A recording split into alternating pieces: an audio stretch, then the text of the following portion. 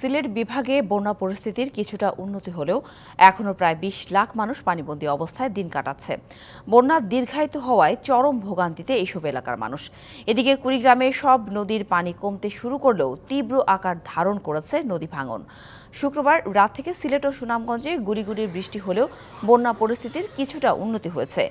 সিলেটে বিভিন্ন নদ-নদীর পানি কমতে শুরু কমছে নগরীর জলাবদ্ধতাও। তবে এখনও পানিবন্দী হয়ে দুর্ভোগে রয়েছে সোয়া ১০ লাখের বেশি মানুষ।